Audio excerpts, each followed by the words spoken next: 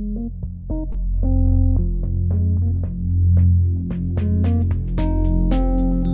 are we here for? What do you truly want? When change is not enough, what do you do? What are we here for? What do you truly want? When change is not enough, what do you do?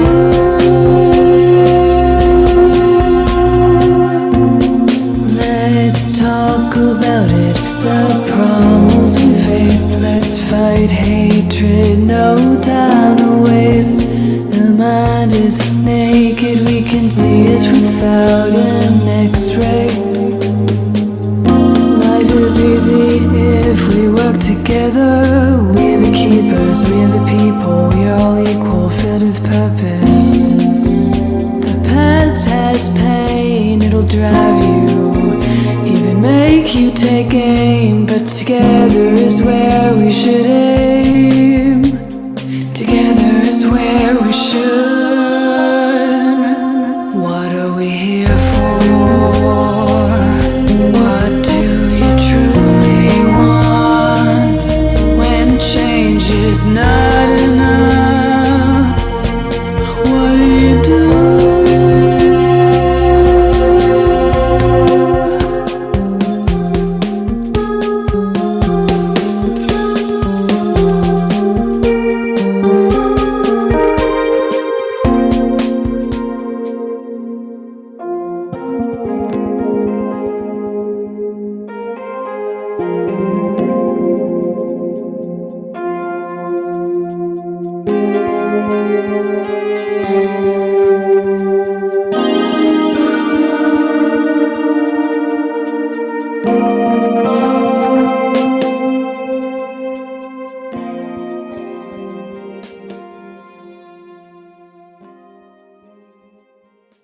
Welcome back to another edition of the Be Forever Cool podcast. My name is Rex 45, and what an exciting weekend at Le Mans. Can't wait to chop it up with the fellas. It's going to be a good show tonight. Very excited about that. Like I always want to thank the listeners, the subscribers, the folks that are engaging and commenting. We really appreciate it. You're checking us. You're sometimes telling us we're right. Sometimes telling us, we may not know what we're talking about, but, it's always good to read the comments. So we really appreciate it. Don't forget to check out our Patreon account, become a subscriber, help continue to, help us bring you the show and bring it better and so forth. And that helps with your support. So we are looking forward to it. And we want to thank the folks that are already subscribed. Really appreciate it. Definitely check out Woodcraft as well. Mention Rexy 45 or actually Rexy, and help support Woodcraft, help support us, and get some really cool race parts or street parts. Because, before my second R6, I had race parts on it while I was still riding on the streets. And I've even seen a few people running around the streets on slicks. I wouldn't recommend it. But if you are going to run slicks, check out my guy down in Florida, Mark 10 Motorsports, and I guess some Pirelli tires as well, because it's a good thing to buy from a fellow Jamaican. And also, Pirelli tires are one of the best tires out there. I'm a big fan. I run them on my bikes, street bikes, and race bikes. I think that's it. Go to beforevercool.com and sign up for the mailing list. And if you're going to be at Barber this weekend, say what's up, and let's take a photo. My name is Rex45. Let's get this thing going. TJ, man, welcome to the show. How you doing tonight, man? Oh, I can't complain. Each week, like I mentioned, we got racing to watch, and I'm excited to talk about this French Grand Prix. Le Mans is an exciting one. So other than that, I know we always talk sports, so it was good to see the team that we lost to just get swept out of the way. No harm, no foul. So, man, listen, man, I was gonna bring it up, and you brought it up. I got you. It's one of those things, and I'm gonna wait because I know Reese got something to say. But we're gonna see what he said. Because remember what he said last week. But it's tough though. It's tough to be up 3-0 and have a team come back and beat you, and then they lose 4-0. I mean, it makes what I'm saying, that coach of the year trophy and all the accolades. Especially a team that should be going to the championship. It's tough, but nonetheless, we got motorcycle racing to talk about. So let's keep this thing moving. Reese, man, welcome to the show, man. How you doing tonight, man? What's going on, man? Can't complain. Just trying to finish out work to get the barber. Oh, that's what's up, man. I'll see you in Barbara. Yeah, man. Any comments about your team? What do you guys talk about when this happens? Not a damn thing. At this time, you just call it a loss. That was an ass whooping and a half. That's all you can pretty much do is call that an ass whooping. So it's nothing to say. The better team won. One team has to win. One team has to lose. So nothing you can do. No, I hear that, man. Excited. Were you excited about the MotoGP race this past weekend? Did it add up? Oh yeah. You expected? Oh yeah, I was definitely excited. It was definitely something to look forward to. It was nice to see Aprilia do a lockout, so we'll talk about that. And it was nice to see some different faces. Yes, indeed. We're gonna talk about it. Lewis, man, welcome to the show. How you doing tonight? I see you got that mute button on, so I'll give you a second to talk about that. You did not get a DNF this weekend. We're going to talk about the points at the end of the show, so it's going to be crazy. How you doing tonight, man? This weekend was bullshit, man. They told me it was going to rain, man. Right? France can kiss my ass for not raining. I think there were some riders that might have been disappointed that it didn't rain. Man. Killed me, bro. Killed me this weekend. Yeah, it killed you, and it almost killed some of the Moto3 riders because they were going down like. Yeah, I was like, if this stays like this, it's gonna be a good weekend for me. Suddenly it's sunny. I'm like, yeah, damn it, just dried out. So how was your week other than that? It was good. I was good. Last week I was down in Cali doing some other work. Good stuff that hopefully we'll see in the next couple months. Really cool projects. I got to visit my boy Felipe and Jeremiah over at Big Time. So I'm going to give a shout out to them. I haven't seen them in person in a minute, especially Felipe. Man, I love that dude. He's the best. Love doing any kind of work with him. He's just a super chill guy and somebody I enjoy just talking to, hanging out with, and shooting the breeze. We're into cars, we're into bikes. Into similar types of deals, so it's just cool hanging out. And then now I'm back and super busy week, traveling quite a bit. I'll be at Barber for a little bit of this weekend, so I'm looking forward to seeing my guys, seeing the racers, saying hi to a bunch of people that I didn't see at the last round, and kind of get these guys back up and racing. It's been a while since the hooligans have been out there, since Daytona, so it's good to see them back out there. So I'm looking forward to a good weekend. I looked, everything looks set for Barber, man. Looks like it's going to be a good weekend. So that's where I'm at. That's what's up. No rain in the forecast. Nah, it looks sunny. I mean, I'm bringing shorts. So, and I hardly ever bring shorts. So all right. If you see these knees out, the weather's real good. Oh, God. I'm not even going to touch that. It's too early in the show. Leave that one alone. Leave it alone. TJ, man, what's good, man? I think I was on it. I know for sure. I've said in the past that Martin is like, is like Lorenzo when they get out front. Man, what do you think of Martin this weekend in his riding? Man, he was spectacular. We know that he's improving each round and he's basically running for the championship, but I didn't expect for him to do what he did at the French Grand Prix. Just to be that confident in the moves that he made, and especially so early. But yeah, his ride was spectacular. He's the Spring King for what we know before he won the championship. But to win back to back, that's pretty special. No doubt, no doubt. Reese, man, last week, I talked about what Ducati had to do. Were you surprised that Bagnaia qualified well, was doing well, and if didn't crash out, would that be a success for him? Like, road to recovery, or is it, you think it was like a one-off like last year in Motegi? I mean, no, you can call it like 50-50. I mean, he had a successful sprint race. It looked like he had a lot of, finally had some front end feel.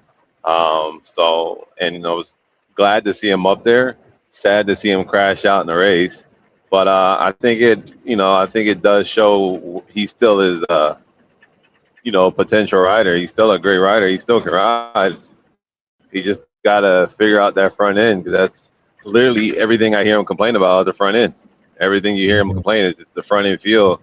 And if you look at the race, that front end just washed quick. It was gone. And so, Bro, this is the most upset I've seen Pecco after he got back to the box and was going out. It looked like he just kind of let loose on them.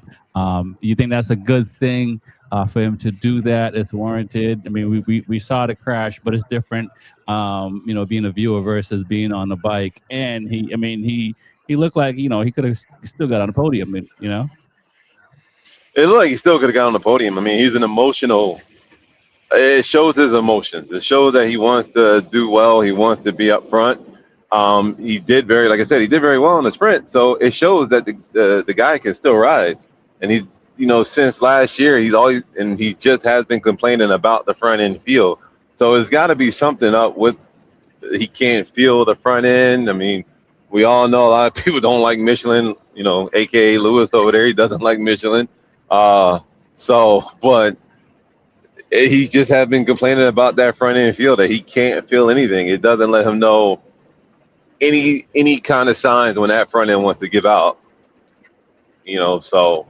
And I've heard riders say that before where they can't feel it, and when they can't feel it, it's nothing there. It's like riding on air. Right.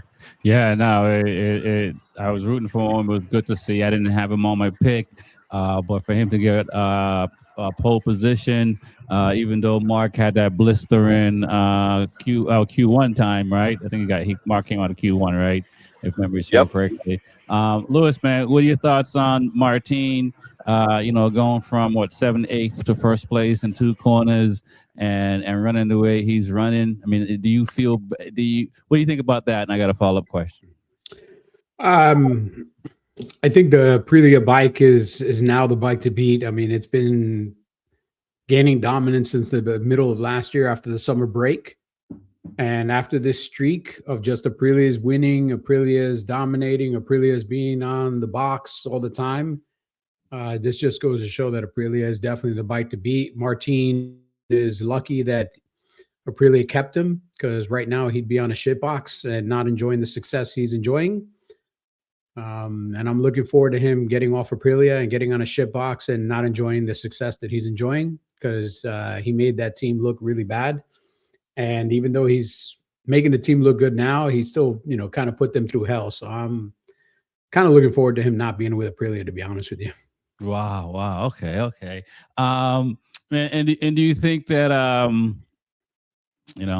feel you on that, him not being there next year. I think it's bittersweet, but the relationship is tarnished and so forth. You think if he figures out, he was gracious in the in post press conference saying that Bez is the better rider. You think if he starts to qualify better, that goes out the window? No, I still think Bez is the better rider. I mean, Bez has more experience on this particular bike than anybody else. He helped kind of develop the bike to what it is, and I still think he's the better rider. I think he's super consistent. Outside of his sprint crashes that he's had, when it comes to race day, he's shows that he's consistent. He shows that he's really come into this season from people that are around him with a mentality of a champion, very, very focused, not really doing the things that other people do, doing his media duties and everything he has to do. But when he's not doing media duties or signing autographs, He's 100% in the moment trying to win a championship. Like that is 100% his goal this year. And several people that know him that are close to him have told me his attitude this year is completely different than the attitude that he's ever had in any of the series that he's raced or in any other classes that he raced, any other bikes that he's raced. Like he really comes into this year thinking this is his opportunity to be a champion. Right.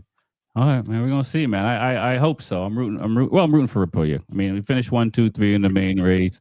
I think I was the only person that picked that. So I'm ecstatic. TJ, man. Well, actually, all you guys. What are your thoughts? I don't know if Reese or Lewis ever got a chance to go to Le Mans to take in the GP race. But what are your thoughts on the French National Grand Prix? National anthem, and just the crowd singing along with it, which is pretty cool. No, that place is amazing. I mean, they host 24-hour events, so I'm sure that they bring their attendance. We see it all the time, but to have the fans involved like that, it's like you can feel like the chills through your body, and it's just a good feeling that they're all in tune and watching what's on the track. Yeah, man. It was pretty wild to see. I mean, I saw a thing from Zarko. He's like, "Nah, man, I don't sleep at the track. I stay in the hotel on the further side away from the track." Reese, what are your thoughts on? We need to have that everywhere. Everybody singing their national anthem, huh? I mean, it was nice because you actually see the crowd participation, you see the crowd's energy involved in it, and that's real nice because they're fans of they're fans. They enjoy the sport, they enjoy the atmosphere, and it just makes the sport more enjoyable. It makes the actual race day more enjoyable when the fans are actually involved and committed to what's going on. So, and not just there just to be there, they're actually there to enjoy it. It's more enjoyable when the fans are actually enjoying it. Yeah, no, I agree. I'm hoping I can do the world tour and get to all of them. Lewis, what are your thoughts, man? I know you might probably bring up Austin saying we probably need to get our crowd up before because you can't have an auditorium without voices in it. If I had a hat on, I would tip it to the crowd at Le Mans. Incredible crowd. And you had a good event when you immediately released the spectator numbers because we are currently in May and we still don't have the spectator numbers for COTA, yet we have the spectator numbers for every other event they've done this year.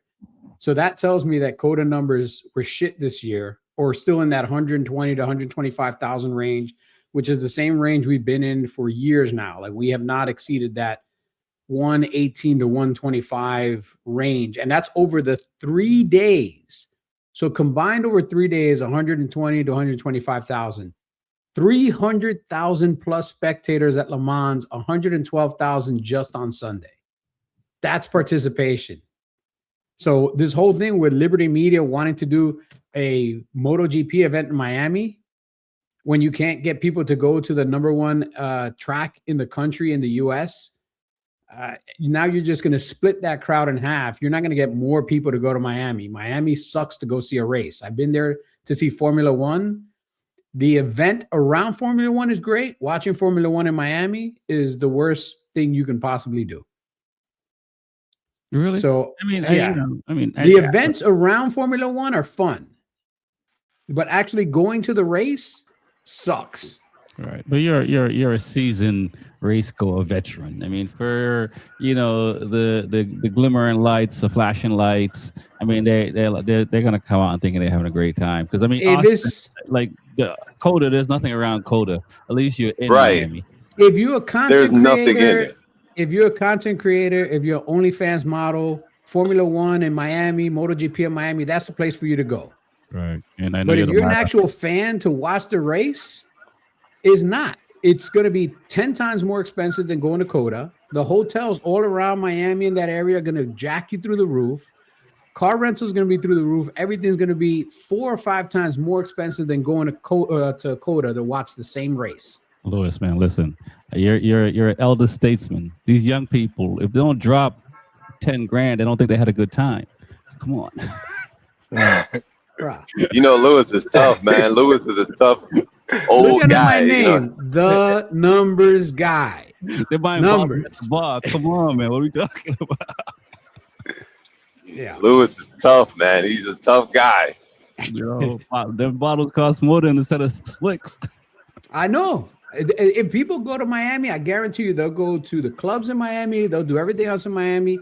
They won't even go watch the race, man. But they'll buy a ticket. So as long as they got a ticket, it's a sale. So we're gonna have 160,000 tickets sold and 72,000 people showing up to watch the race. This may be the closest thing to the Northwest 200, the TT. This would be the closest thing until we get to Australia. So you know what I'm saying? Come on, maybe they'll open it up to Moto America and have those guys come out on the Super Sport bike. If they don't go to COTA and they only go to Miami, they'll probably get a better attendance. But if they go to COTA and they go to Miami, the U.S. is not a big enough country with enough spectators to fill 2 events. We're not Spain. We're not Italy. We're not these countries that can have 3, 4, 5 events and every event sells out. We have 1 event and we can't even get decent people to go there. Right. 120,000 people. That was France on Sunday. I know. Sunday, bro. even the French are making us look bad. Even the French are making us look bad, man. Come on. But yet everyone knows MotoGP here. Yeah. Well, the other thing is here, I'm going to say at least 35% of the crowd or 40% of the crowd is not even from the U.S. They're coming from South America, Latin America, the Caribbean, other places. Yeah. Just to visit America. No, just to visit there, because nobody really wants to visit America right now, man. It's not that friendly a place. I don't know if you've heard. Forever Cool is friendly. Canadians don't even want to come here. They're the nicest people. Nobody wants to come here. Speaking of people, let's talk about Marquez.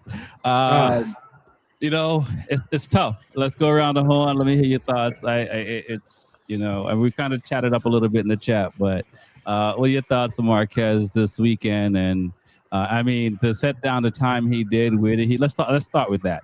To set down the time he did in I think it was Q1, and set that lap record was pretty impressive. I didn't see it the whole on Friday at all, and maybe even I didn't see it. So, what are your thoughts, TJ?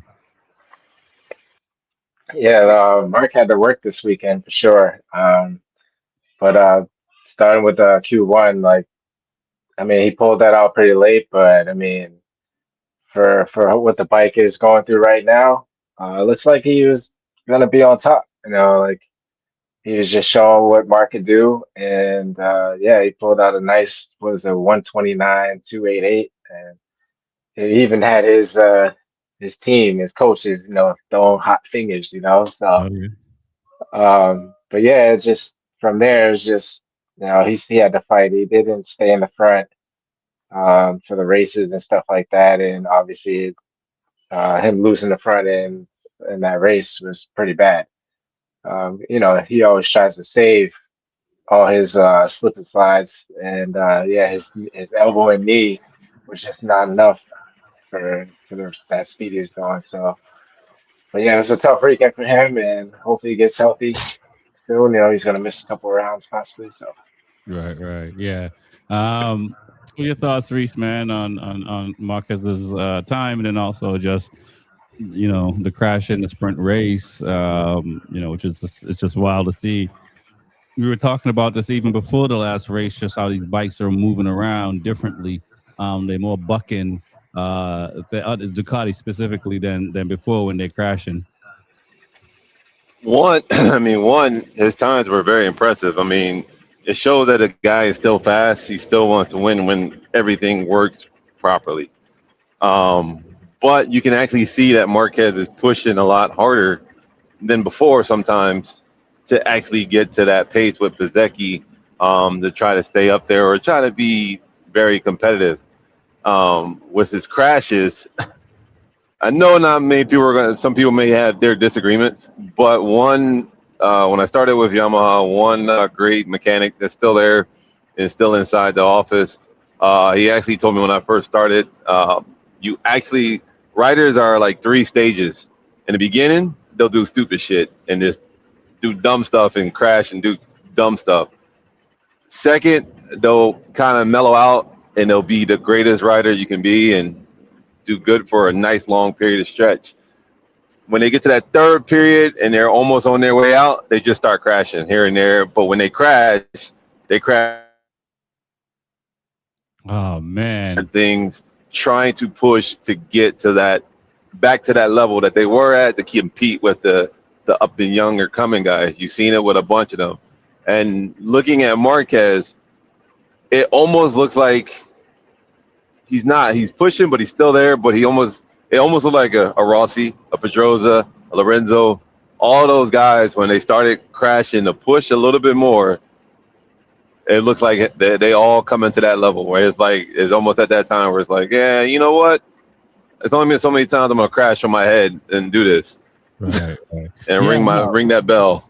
Yeah, I mean, he was planning that shoulder surgery, but not have to do it early because of this. Lewis, man, what are your thoughts, man, on Marquez and just what's happening? And I mean, I'll never say anything bad about Marquez because I truly admire everything he's done in this sport from the time he's 125 to 250, Moto 2, MotoGP. From beginning to end, everything he's ever done is spectacular. I mean, he's broken so many records. He's set so many records that might never be broken.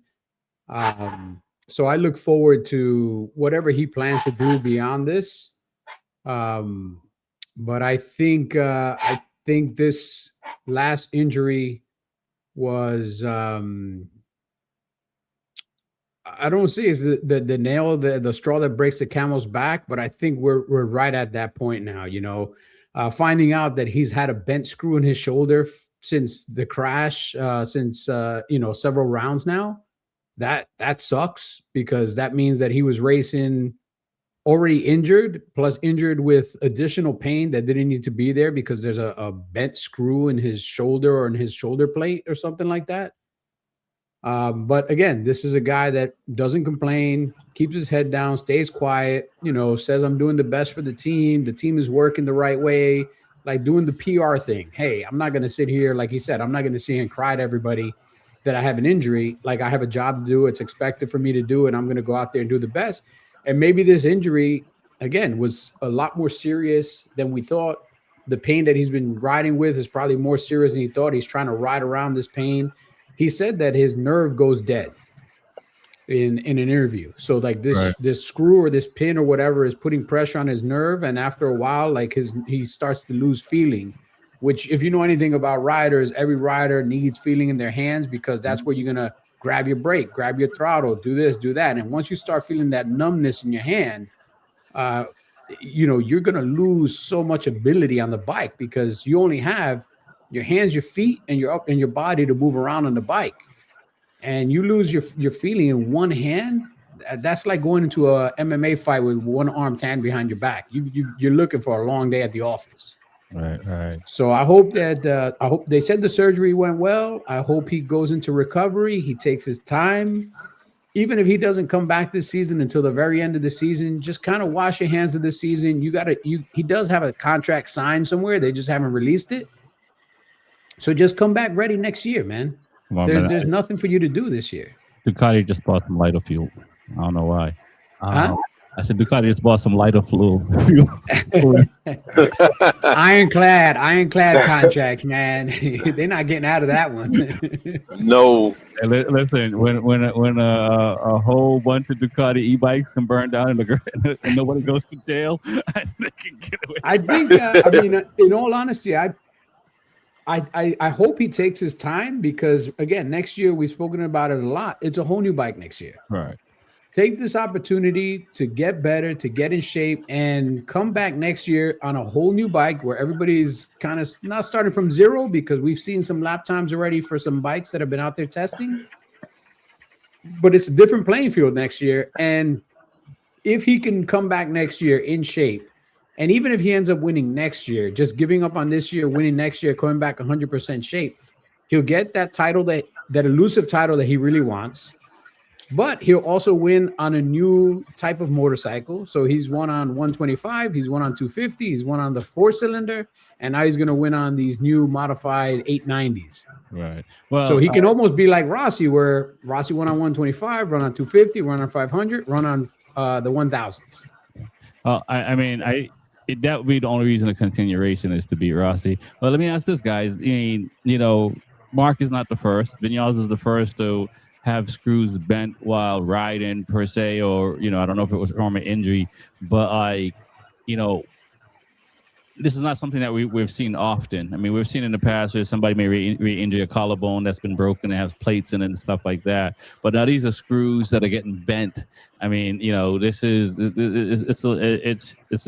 should this be a bigger deal than what it is? And also, I know he said he'll be back out for a couple of rounds, but we see Vinales is not back yet. What are your thoughts on that, TJ? Just the crashing, bending the screws, or just just the training because they're training so aggressively. I definitely think Mark will be back before Maverick. They'd have definitely different trainers, so I feel like Mark will definitely try to be back, even if he's not competitive. Is that a snub on Lorenzo? Of course. So yeah, I think he'll be back much sooner than Maverick. Even if he comes back, Mark will just try to get his feel because he can't go on a slower pace. So I'm sure he'll make sure he's set and ready. But as far as the screws bending, I don't know how usual that is. It's kind of unusual to see a couple of motorcycle races that we have that have the same issue. And I'm sure it's pretty painful. I mean, they ride around it, and I was just thinking about the turn where he crashed. They were showing like how he went a little wider than the other riders. I don't know if it was just anticipation or if it was just running wider because of the pain, and he just accidentally just lost the front. I don't know, but the bending screws is just it's unusual. Yeah, I know. It's not good to go through. Yeah, I heard someone said that football players, European football, are the toughest animals on the plate on an athlete. But we have to say motorcycle racers. What are your thoughts, Reese, man, on bending screws? When I have a screw in my hand, I can't imagine hitting something hard enough to bend it to now cause me pain, much less on the shoulder. I mean, bending screws suck.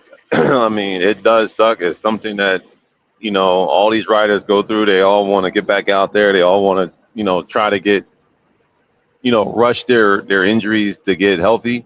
I mean, like Lewis said, I mean, if that hand goes numb and there's no feeling in it, I mean, you're pretty much dead in the water. Just like, our old friend, our old rider, Gagne, his hand was numb. He had no feeling in it. It'll be good for like 4 laps and just go dead. So I know that feeling very well with these guys, and it sucks. It's not a great feeling. So, I mean, it just, like Lewis said, I mean, I hope he takes this time to fully get healthy and come back 100% strong. I mean, there's no rush. You have nothing to prove. Just take your time. And he will be back before Vinales. I mean, Vinales is, the principal of KTM just told him, do not come back. Stay out until you are fully 100% healthy. So, I know for a fact that Mark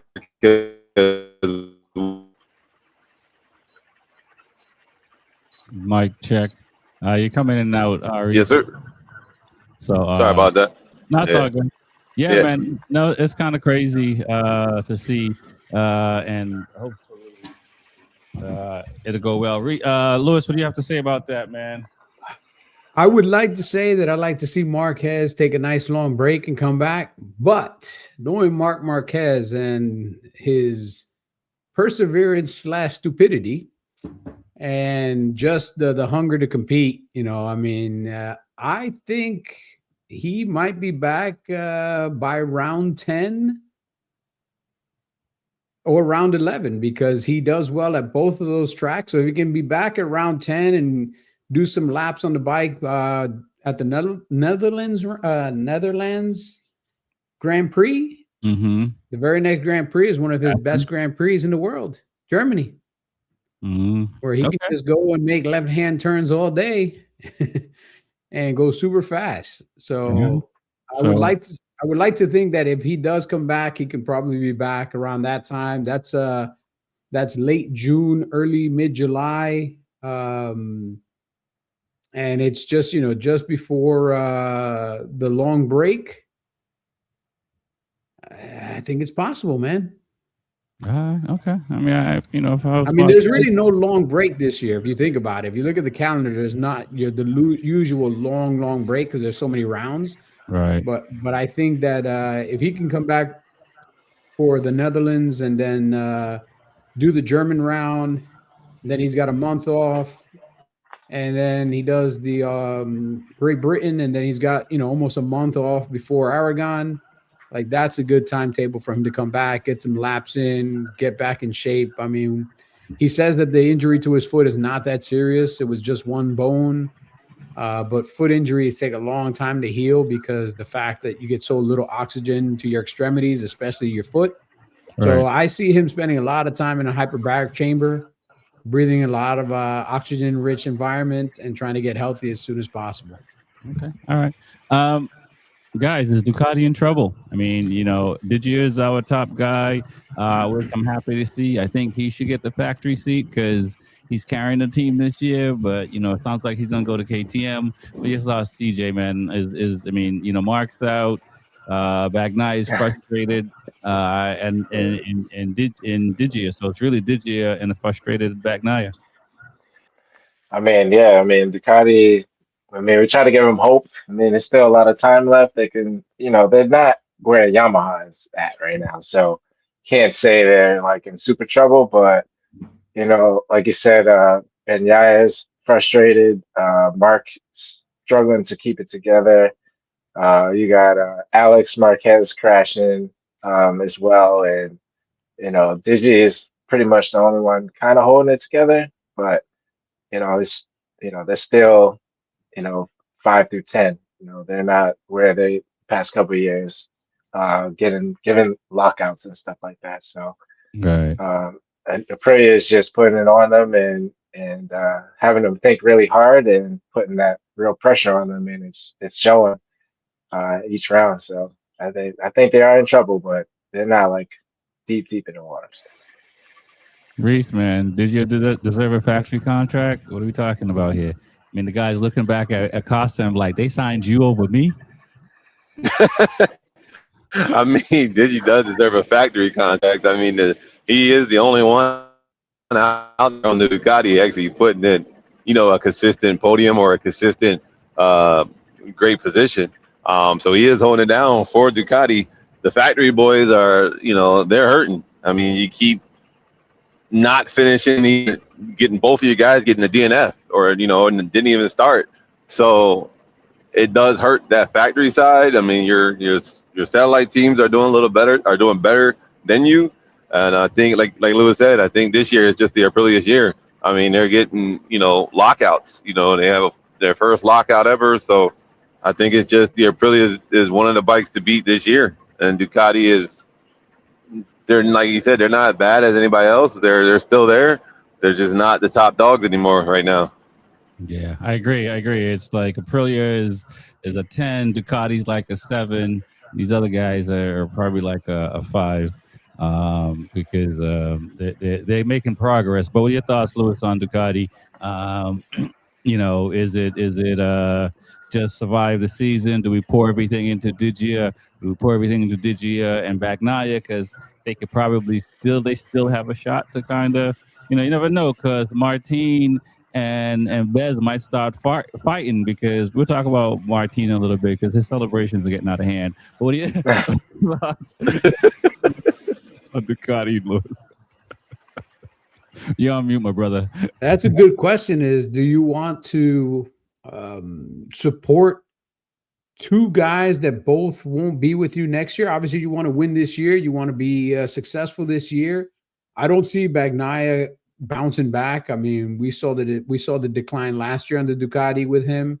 And even though he's had some flashes of brilliance, he's also had some flashes of just, kind of losing his cool.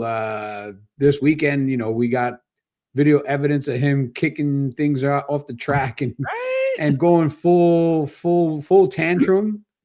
As he should. No, I'm not blaming him, because if I'm riding a bike and I'm having that many issues and they're not being addressed and I can't seem to find it, and the team is maybe giving me what I want or maybe not giving me what I want, because again, we're not inside the garage. We don't know the politics and everything that's going on in there. We don't know how many used parts he's getting off Mark's bike, because he's kind of out of the loop for next year. So they're not necessarily maybe giving him, again, top level support. There's always an A rider and a B rider, and the B rider doesn't get as good a level of support as the A rider. Right. So let me ask this: Did Taradasi?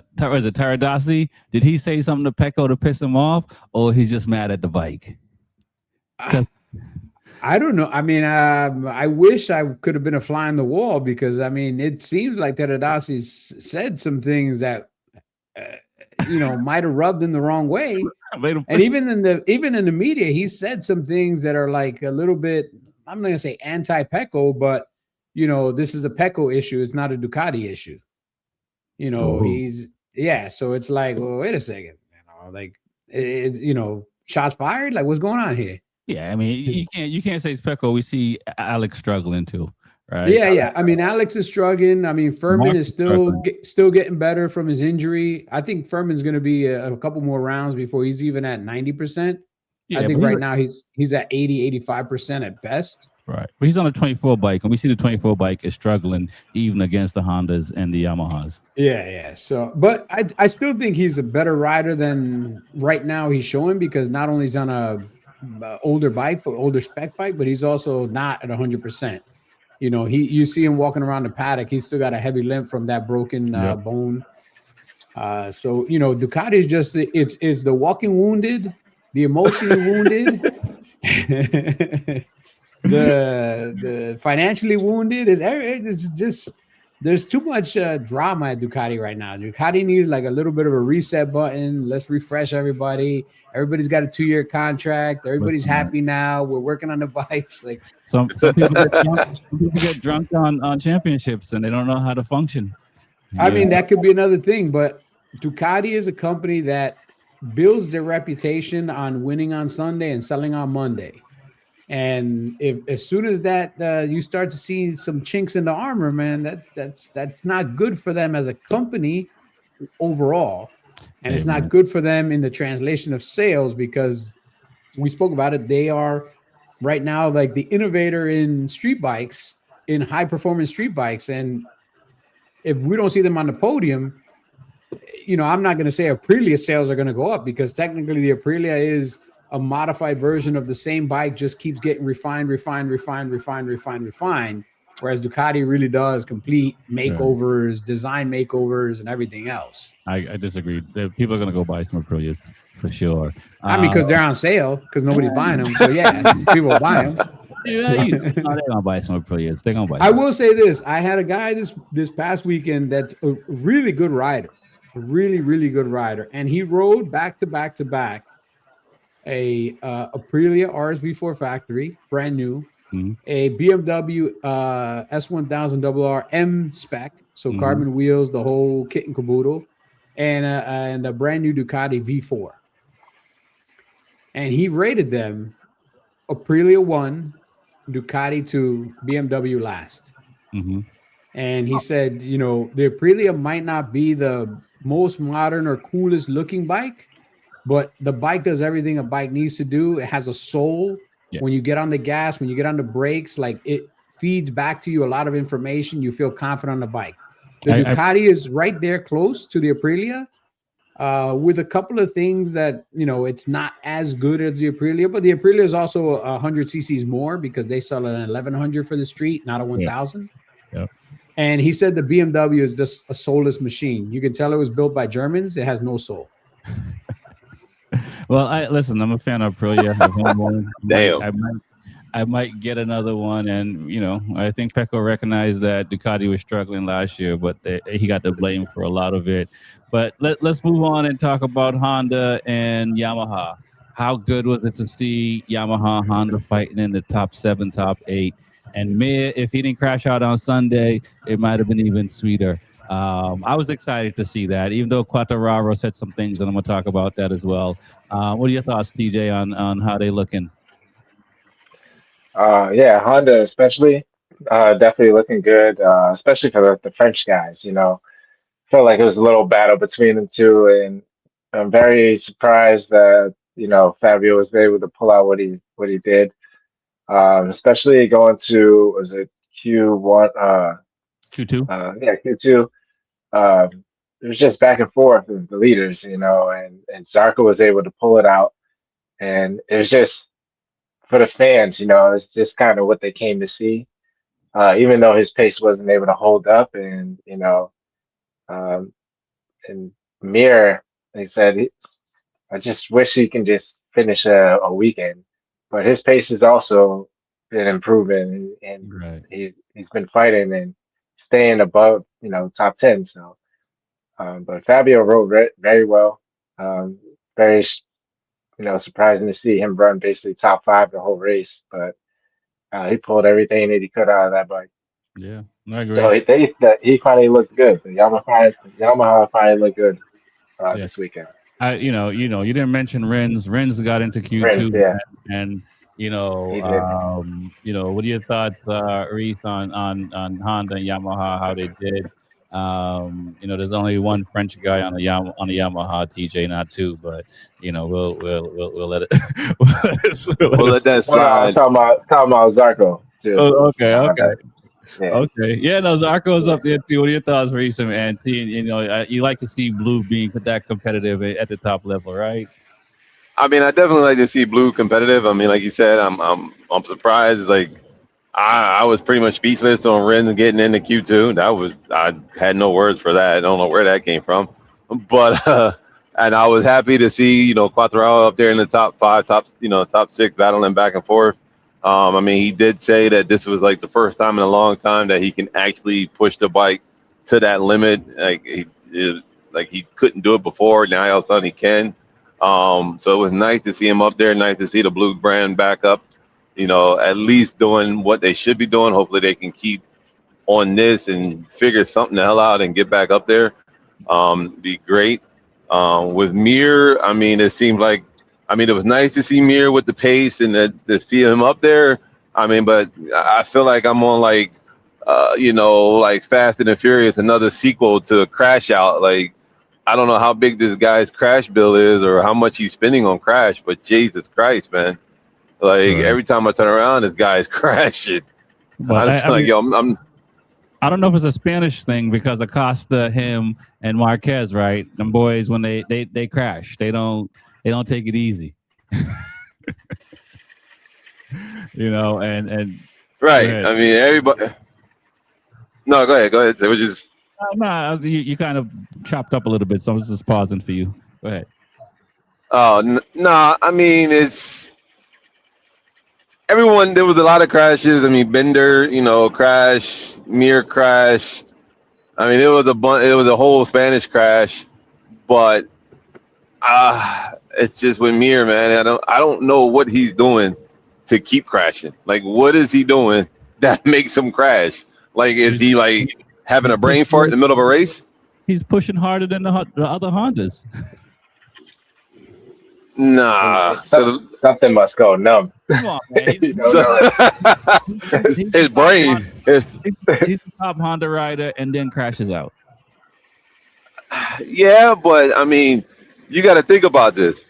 Think about us on this side as a crew member. You think I really want to stay up all night rebuilding your bike every weekend? Like, I'm not coming no more. I'm like, yo, dude, all you gonna do is crash, man. Here, just take this piece of crap. I'm over. Jesus Christ. That's your job. There was some impressive practice this weekend. Thanks, Lewis. That's your job. Lewis, He's keeping you employed and you complaining. right. Yeah, he's keeping me employed. Keep me up all night too. Right, that's why you salary. You gotta negotiate. You gotta talk Numbers guy. Yeah, Lewis. I hate him. No, we don't. Dang. Nobody wants to see the build. What are your thoughts on Honda and Yamaha, Lewis? Well, first for Yamaha, what do I say? The hometown half a second is a real thing.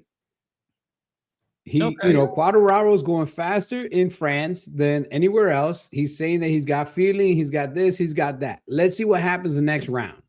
Let's see if he can maintain that 5th, 6th place, 7th place finish at the next round. Is this an anomaly just for France, or did they find something in France that helped him go a half a second faster other than the fans cheering for him?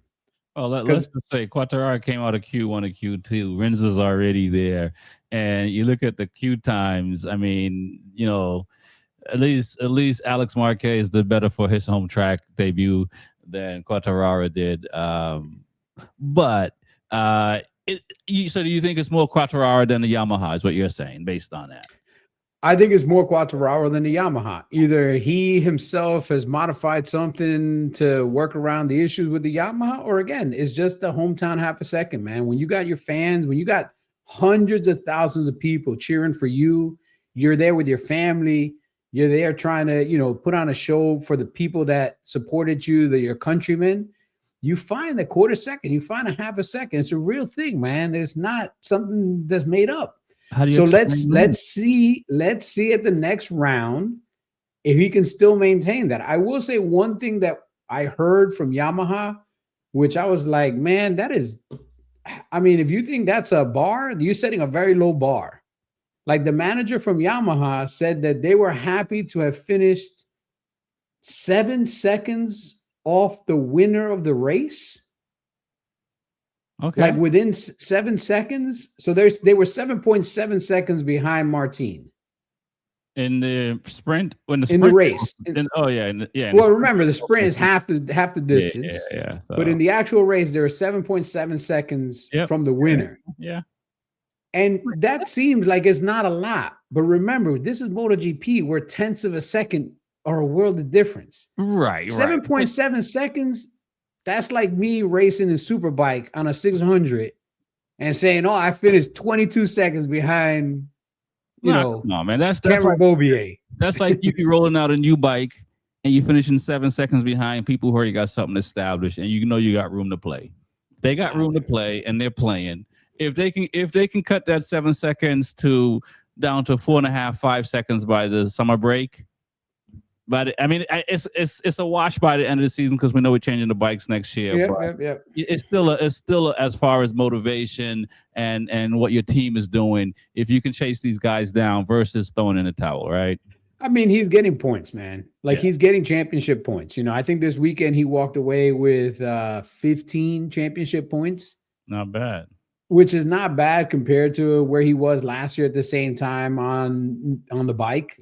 He's not necessarily going backwards. That's the most positive thing I can say, is that at least he's not going backwards. Because I think he's an incredible talent, and I really do want to see him perform well. And I hope when he moves on to the next bike, he does significantly better on that bike, because I still think that the Honda is the better of the two bikes right now, and I still think that Honda is developing the bike faster than Yamaha.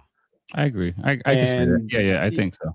And I think, even I believe that Honda's on the step either level with KTM or above KTM, because if you look at more or less where KTM riders finish on a regular and Honda riders finish on a regular, when they finish, the Honda riders tend to finish higher than most of the KTM riders when they finish. Right. No doubt. Let me ask this before we kind of talk about some more racing and get out of here. Quartararo had some negative things to say before the race weekend happened, and then he had a better result than he may have thought of at the beginning of the season. We see contracts where we see Martin last year. Do you think that these teams are going to start putting in language not to badmouth us, not to say if you're signed under us, not to say negative things about us, even if the bike is not working to your advantage? We'll start with TJ. Yeah.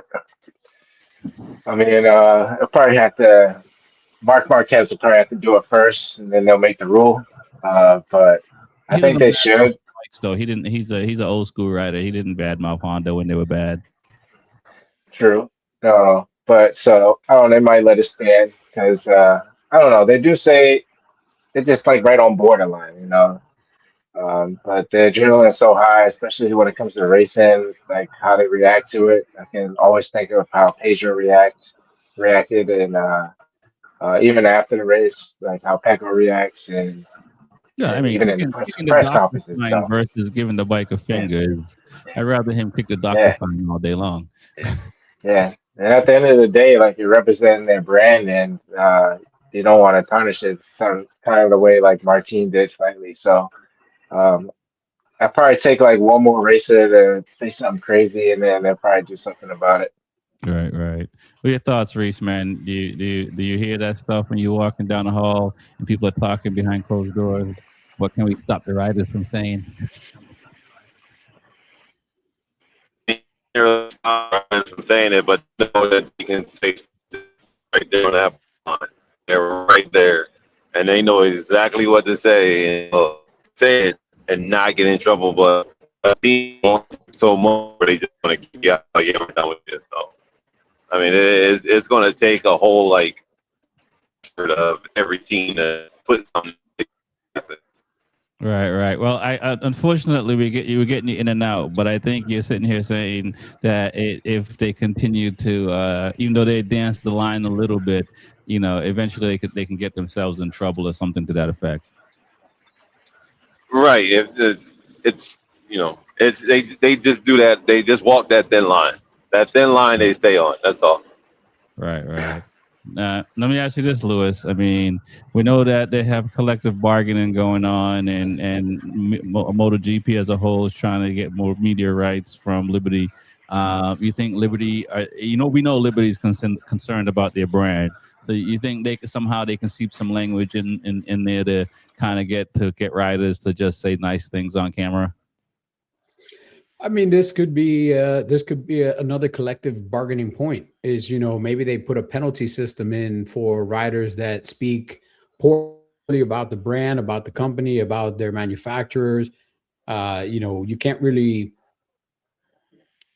stop people from speaking badly about you, but you can find them. The NBA does it, the NFL does it, all these major league teams. If you talk bad about a referee, on Monday, the NBA front office sends you a nice big bill for, hey, we're taking this much out of your check. The NFL does the same thing. Major League Baseball does the same thing. All these major sports do that. Formula One doesn't do that specifically, but most of the riders there, or most of the drivers in Formula One, kind of minimize their critiques to other teams, not the team that they're on. So they'll talk badly about other riders, which is fine because that is what Liberty Media and all these companies want. They want these rivalries. They want people to clash and butt heads because it brings more attention. As long as you don't talk bad about the overall product, as long as you don't talk about the series or your manufacturer or anything like that. So maybe this is something they put in the collective bargaining agreement, because it's really hard to put that in an individual rider's contract. Because if I'm a rider, I'm gonna be like, hey, you got to take that out of my contract. I don't want to sign this contract. Like, you want to sign me as a talent, right, you gotta take this out of the contract. But if the series all of a sudden imposes some sort of restriction or a fining allowance, hey, if you talk badly about our tire manufacturer, we can fine you up to $50,000-$60,000. Then people will stop shitting on Michelin or Bridgestone, whoever's the tire manufacturer. Right. I'm not going to say something like that exists in Moto America, but I haven't heard too many people talk badly about Dunlop in Moto America, even though when the camera's not around, I've heard some scathing things about Dunlop. It rhymes with shit. But when the camera's around, I like to thank Motul Dunlop, Mission Foods, Chips, blah, blah, blah, blah, blah. Because, okay. Say no. You got to play the game. Right. So, no doubt. Camera's off. Oh, these chips sucks. These tires are shit. I don't even use this oil. I have no idea what he's talking about. Okay, let's moonwalk right past this. Hey, again, Mission Chips. If you're listening, I like your chips. I like your tortillas. I buy that shit. I support it even before you were part of Motor America. I like your stuff. If you want to send some to my house, I'll give you my address. More than happy to make tortillas. Eat them here on the pod. Give you some screen time. There you go. There you go. I think TJ might have had some already. Probably. Let me ask guys. I got a two-parter. The elephant in the room, Aprilia, right? Ayagura. I mean, man, first question, yes or no, and why? Do you guys think that Aprilia can end the season 1, 2, and 3? Don't know what order of riders, but 1, 2, and 3. Yes, no, and why? TJ. I mean, they got the strongest bikes. I'd say yes, it's very possible. For the rate things are going, if they stay this strong. Yeah, I would call it like how Gore said, a little late race pace. So I think you can keep. I think they can do it. I don't know what order, but yes. All right. What are your thoughts? What are your thoughts, Reese? Can Aprilia pull it off? 1, 2, 3. I think they can. I mean, they're showing strong signs. I believe they can, man. All right. Lewis? Yeah, I think they can do it. All right. So now, if Aprilia finishes 1, 2, and 3, and Ayagura is one of them, and Martin is one of them, and they go to Yamaha next year, can Yamaha pull away the chip next year? TJ? I don't know. The next year, that's all different. I was just excited to see what that's about. I don't know.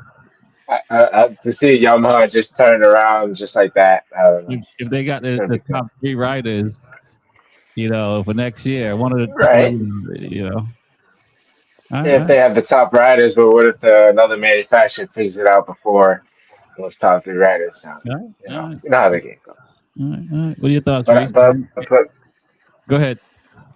No, I was gonna say is they can. What you got is pretty the top 3. It's a possibility they could be top 4. I mean, if Raul steps it up a little bit, I mean they're right there. So that would be impressive. But top 3 would be I think can happen. All right, cool. I mean, look, man, it kind of seems like it. What are your thoughts, Reese? Would that be possible for Yamaha next year with Ayagura and Martin if they finish top 1, 2, 3 this year? Depends on the package, man. Depends on the package that Yamaha steps up and brings to the plate. Like Lewis said, they don't bring a shit box, which I think if everything goes well, I think they can, be back in the top of the box. But it all depends on what package. Hopefully I do have faith.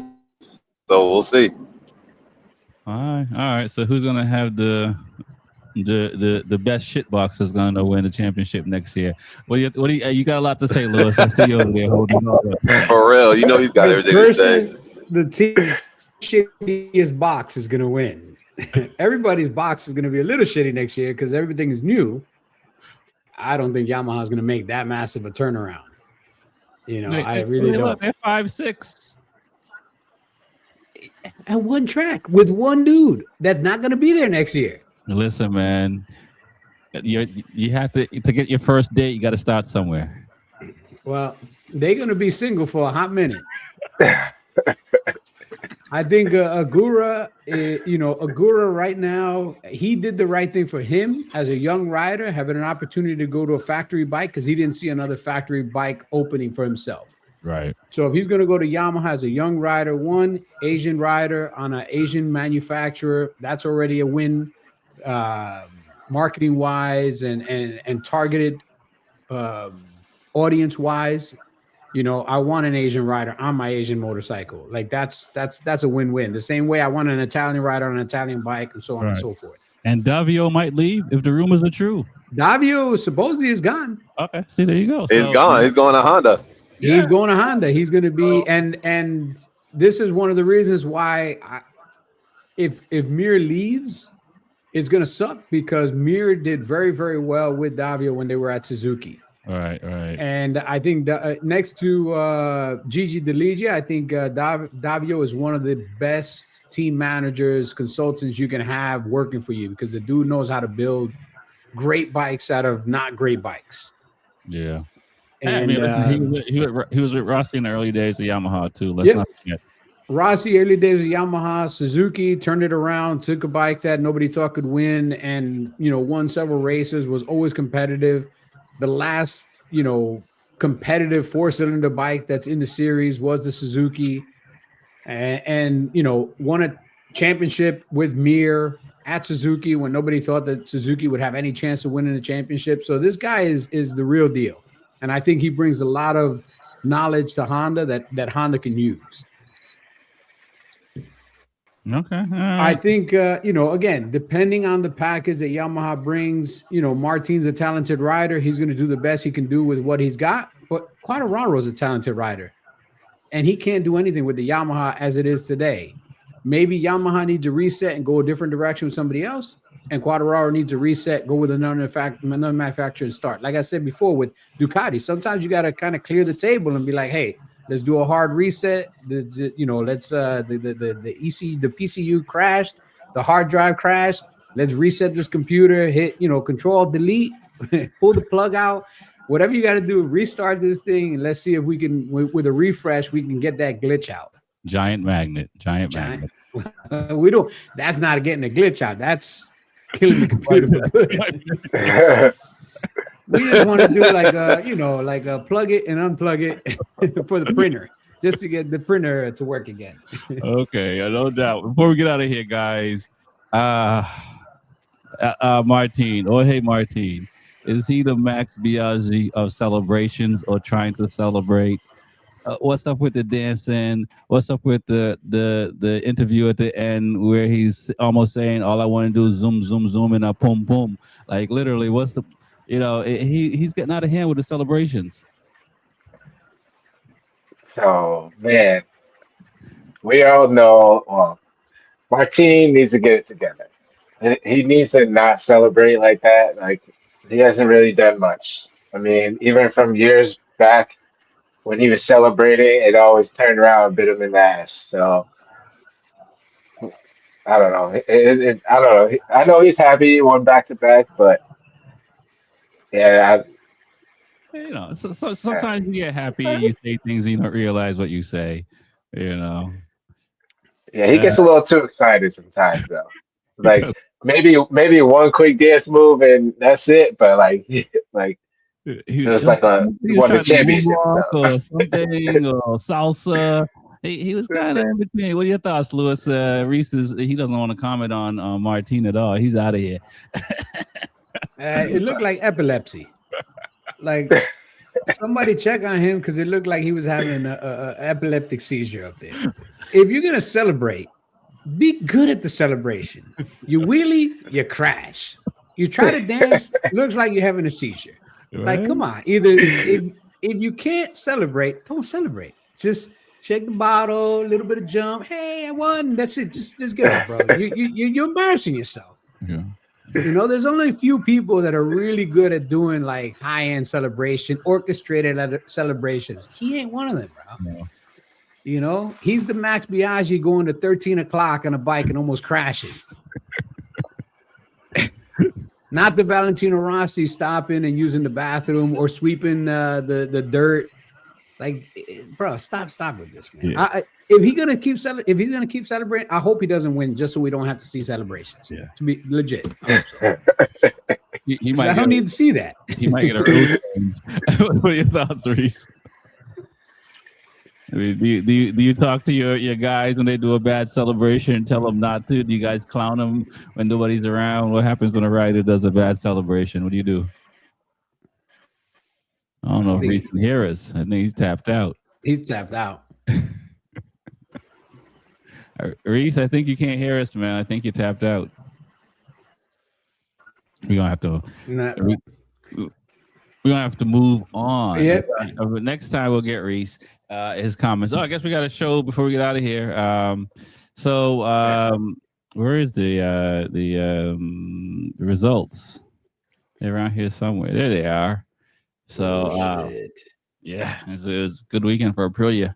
The one time I picked Marquez, man, the one time he lets me down, takes the whole week out. There you are, Reese. Man, only if Mark finished, man. Third spot, man. Third. Oh man, Mark killed him, bro. Yeah. No, he definitely. Well, obviously not racing on Mark, Sunday. Mark killed all of us, man. Yeah.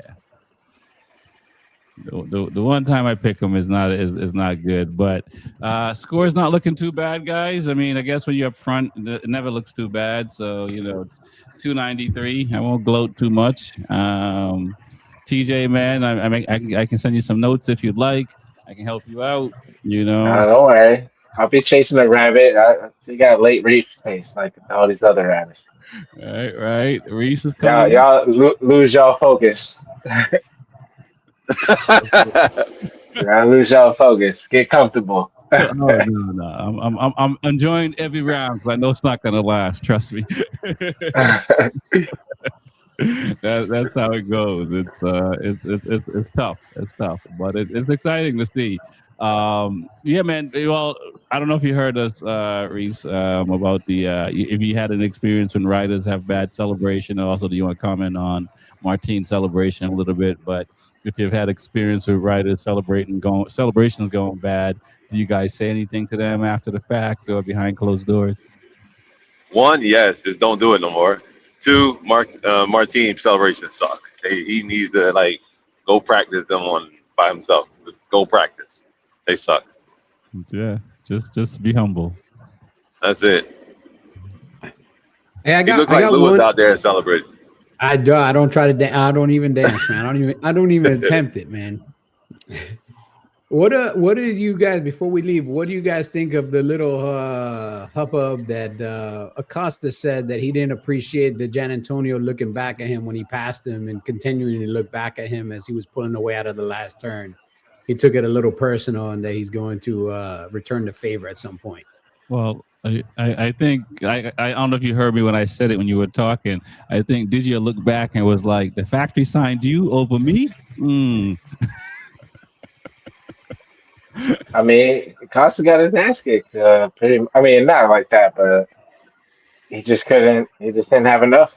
I mean, he knew it too. He just didn't have enough, and yeah, that's what he gets. I mean, did you had the better end? Yeah. If you don't want to get past, if you don't like getting past, go faster. Go faster. Don't get past. Go faster. Don't get past. You can't be a sore loser. You know about it. He does it to people all the time. So, sometimes, you got to eat it when they pass you. But it'll be interesting to see if it's just manufactured something or if he gives Digi a little bit of a hard pass. Yeah, I think it's probably the heat of the moment. I don't know if Digia would do that. He's a classy guy. We don't know if Acosta is doing little dirty stuff in the race to kind of irritate Digi as well, or to make it difficult for him. So he was just like, "Look, I finally got you." Because sometimes some riders, they'll do stuff. They see you. They know you. They obviously you're not supposed to let anybody pass you, but at the same time, they kind of do some stuff. And eventually, when you pass them, you kind of want to be like, "Yeah, finally, I got you, dude," because you've been riding effed up for so long. But for Acosta, he like Lewis said, you got to beat Digia. And that didn't happen. It sucks when it happens on the last two corners. It sucks to get passed on the last two corners on the final lap. Then go faster.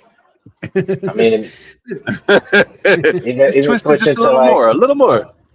Like Iagora, I mean, even at the end, he was stuck behind Fabio, I think, for a while, and just to get by him finally, yeah, I would look to the side too, just to be like, thank you, get in my way.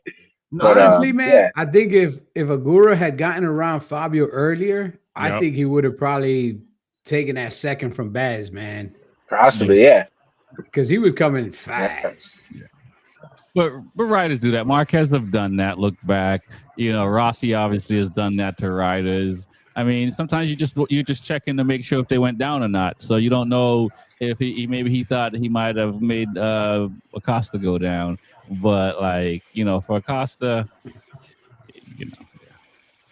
He's chippy though. He loses a lot of wings, like a lot of Well, dust. He gets this close, so he's a chippy rider. Digi's So comment he is can't that take that. Digi's comment was that he's nothing special. He's just any other rider that's out there with him. That's true. That's true. So, I mean, you ain't a champion. Yeah. What's this? His third year in MotoGP? I think it's second with the factory team. Yeah. You know what I'm saying? And Furman has won a race already. Raul's won a race already. And he hasn't won. He has the most podiums that hasn't won a race, right? So he's knocked off Colin Edwards. Yeah. Throwback. That's harsh. That's a harsh throwback. That's a harsh. Jesus Christ. Thanks for riding in MotoGP for 17 years and never winning a race, Colin Edwards. And that's huge, right? Because when you think about it, there are a lot of riders that's gone into MotoGP that haven't won races and spend whether one day or 17 years. There's a lot, and it's not easy. So yeah, win a race. We'll see what happens next round. See if they get chippy. We'll see. We'll see, man. Looking forward to it. I can't. Matter of fact, well, let's speak of next round because it's this weekend. Let's throw the picks out there before we get out of here, guys. Where we on Friday? On Saturday. Calendar. I forgot. I think like British. No, Catalunya. Catalunya. Yeah, Catalunya. So, all right, who we picking? You need some time, TJ? Yeah, let me get some time on this one. I'll go first. Aprilia. Damn. Put names to it. You can't just say Aprilia. I know. They are good at this, Chad. They are good at this track. Jorge, Bez, and Agura.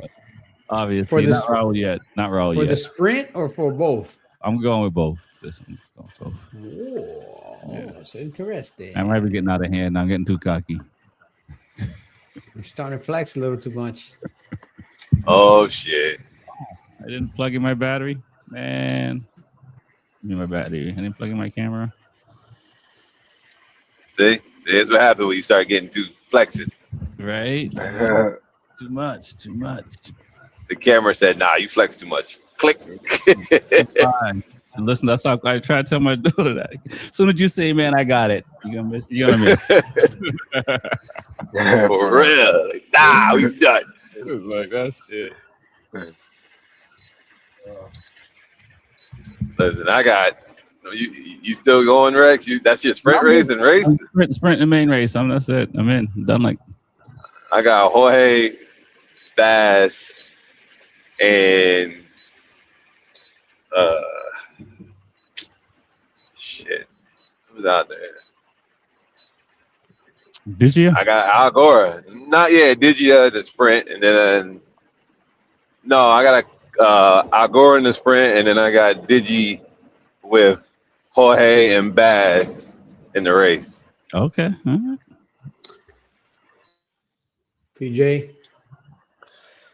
I'm going to say in the sprints, I'll say Jorge, Bezecchi, and Pedro.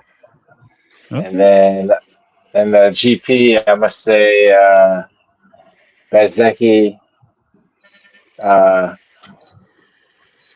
Alex Marquez, and Martin. Okay. All right. I like the sound of that. I got a European guy, and then European guy. Nah, we need names. On a European manufacturer. On a European manufacturer. All right. Cheating that. I got Martin, Bez, and Digi in the sprint. All right, that's good. And then I got Bez, Martin, and Acosta in the race. Okay, I can see that too. I think Acosta's coming. His time is coming. So it's just It's interesting that you see riders like Acosta, Miller, even I guess Quartararo a little bit, who like they can't manage the tire at the end of the race. Where you look at some of the other guys on same bikes, they can manage the tire and get quicker at the end of the race. If Acosta figures out how to get some tire life at the end of the race, he'll be a different rider. I think one of his problems might be the way he sets up his bike. He sets up his bike for maximum grip at the beginning, but not for how to handle as the grip drops towards the end. There's certain guys that set up the bike the other way around where they'll take moderate grip at the beginning to have better grip as the tire drops off. Acosta's one of those guys that likes to start really fast. But then, yeah, like you said, he doesn't manage the tire very well, ends up eating them up. And towards the end of the race, you start to see him lose pace, lose grip, and start going backwards. Whereas you see other guys, they start out pretty well. They stay competitive in the top 6 or 7. Or if they get out in front, they'll manage that pace and they won't really be pushing it too hard through most of the race. And then they'll wick it up towards the end because they set their bike up to work a little bit better when the tires drop off. So right. It's going to be interesting, how they do this. The good thing is this particular track, it's usually it's pretty good weather. It's a dry track for the most part. Once in a while you might get a rain there, but I think it's going to be a good race. I mean, and again, Spanish rounds are. Let's see what the attendance is going to be. I think that's the bigger number. Are the Spaniards going to come out and try to outdo the French? You know it. Come on, you already know that. I think Lewis might be the new weatherman though, calling wrong weather patterns. Nah, man, that's the French, man. French. We always see rain there. Be a wet. So. Oh God.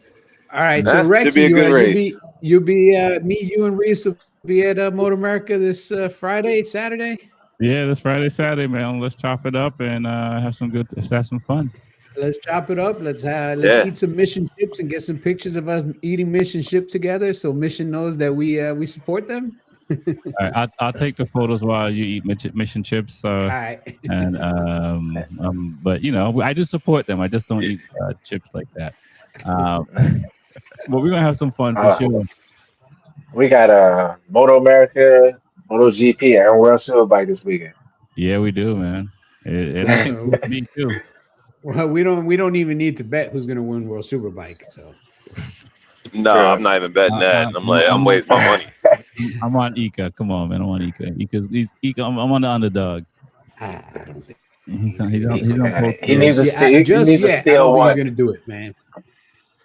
If he wins one, he's gonna win more. All you need is to just get that one.